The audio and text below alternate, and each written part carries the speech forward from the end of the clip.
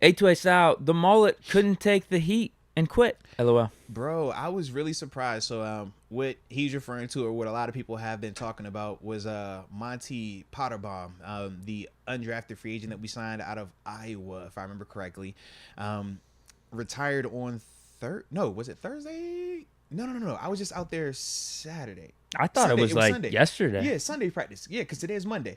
So I was out there yesterday. So it happened yesterday. He retired. Yeah, it was literally like before practice. Nobody knew that he wasn't out there or that he was retired until, I'm leaving. And I checked my phone and it's like, oh, all right. The Steelers have put Monte Pottebaum on the reserved retired list.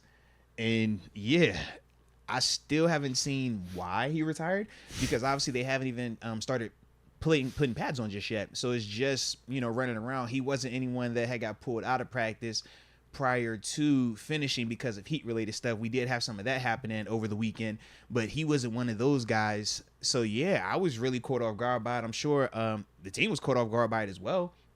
But at the same time, I can respect it. I mean, when you're talking about playing football in the National Football League, it is one of the hardest things you will ever do as an athlete, as a football player. And if you're not 100% committed to this thing, mind, body, and soul, you will not be able to do this thing, even when we're in helmets and shirts and shorts, because it is still that taxing on you physically and mentally. So for him, man, if he identified that he wasn't, willing to make that type of commitment, I'm glad he did it now versus waiting until the season, or potentially taking somebody's roster and then doing it. Because I know for me, I felt a little some type of way when I was leaving on Sunday, and I'm like, bro, it's a lot of guys that were out here that didn't get drafted.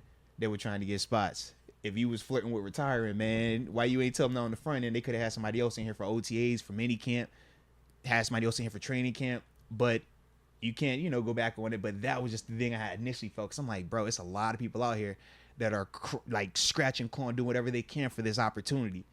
And you just kind of like had this and just giving it away right now. Like, I hope you're 1000% like positive about this decision, because it is very hard for a rookie who hasn't played to do the retire thing and then change your mind a year from now and be like, all right, I want to play again.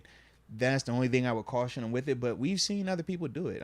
Chris Berlin, right? Berlin, that's how you say his name? The inside linebacker with the San Francisco 49ers. This would have been, he was drafted out of Wisconsin, led them in tackles. This was the year when Navarro Bowman got hurt, if I remember correctly.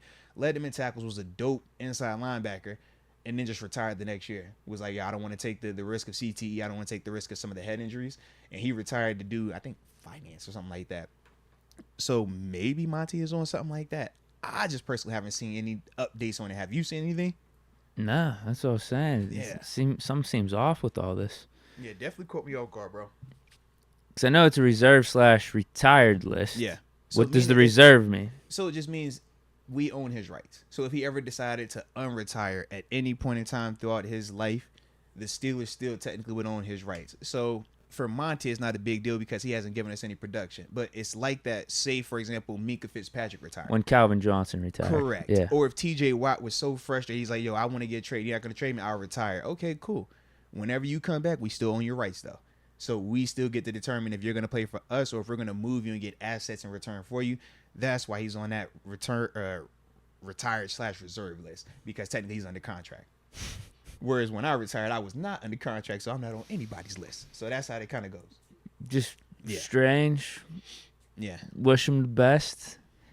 I think it's also weird, too, because he had a great opportunity. Well, yeah, great opportunity, but bro. I remember listening to an interview or two by him over at OTAs. Like guy, right? Seemed like a football guy. Yep. Grew up watching the Steelers, yes, I believe. That's what, was all about it. That's why it made, like, perfect sense for him to be here. Full back, the crazy cut, like, everything was perfect for him. And even his skill set, based on the guys who are on the roster, Connor Hayward is a different type of player than what a Monte Pottebaum would have been for us. So this had to completely be in. How was he looking out there? Put it like this: they weren't in pads. So fullbacks, like, you're not fullback in shirts and shorts is like D-line and O-line in shirts and shorts. You're a battering ram. You can't go batter ram somebody right now. So technically, this is when practice is the most chill for you. That's why another reason for me, where I was surprised. Usually, if a guy's gonna like drop out, They either do it the week prior to reporting to camp or when you start hitting. When you start hitting, that's when dudes are like, bro, I'm physically sore. Mentally, I'm drained. I miss my folks. You're not giving me real money because it's training camp. That's when you find guys drop out. Or when they know they got to get ready to report to camp. They like, bro, I don't even want to deal with this. So you retire ahead of time. For him to get there and you retire on like the chill portion, and it was literally the last practice before the day off.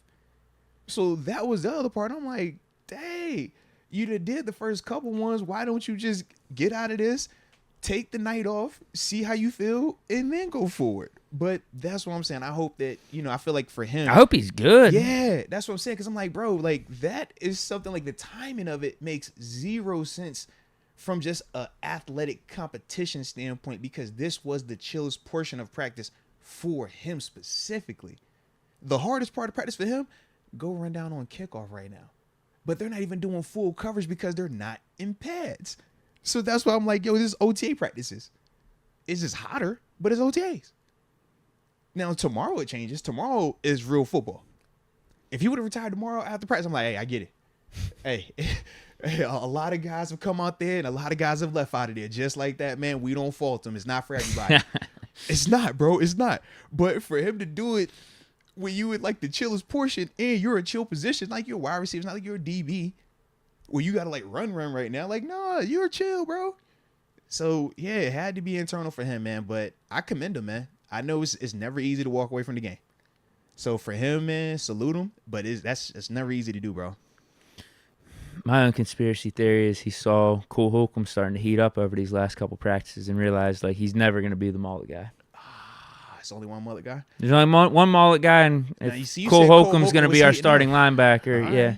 Oh, is that fake news? I ain't say that. See, I need. What's going on? Don't do me like that. Don't do me like that. We ain't even. Are you saying there's a reason we brought in Quan? There is definitely a reason we brought in Quan. There is for a fact a reason we brought in Quan. But we're not gonna make it messy. We're gonna talk about this in a positive way. You know how we do. All right. So I'm gonna get it. We're gonna get it. But yeah, Quan is you name one of the reasons why Quan is here. Yeah. What? You name one of them. One of the reasons why he's here. We're going to talk about it even more. But when you was talking and you was like Cole Holcomb, that's a big reason why Quan is here right now. To compliment him or take his spot? We'll talk about it. No? At least a compliment. But yeah, let's talk. I mean, do you want to start with these supers? Yeah, let's keep going with the supers maybe. Because I'm sure someone's going to bring up Quan or and then maybe Holcomb. We just popped the little thing up. Yeah. I'm trying to think if I had anything else, though, with Pottebaum. No, I don't think I do. I don't. Oh, yeah, I did actually. Yeah. What if he decided to unretire before tomorrow? He's playing with fire. He's playing with fire. I feel like, I was going to say, I feel like Tom would say, that's cool, you're cut. You're cut. I'm serious, yeah. Because if you're already a dude that's competing to get a roster spot, like you're not a guaranteed or you're not a top 30 player on the team, you ain't got time for you to be, all right, 1 foot in, 1 foot out. Because if you're going to retire in the chillest part of the season, what happens when it's November? When it's December? You feel me? I would pay to hear that conversation between him and Tomlin. If he said, hey, coach, I'm going to unretire. Give me another chance. You're like, I'm happy for you.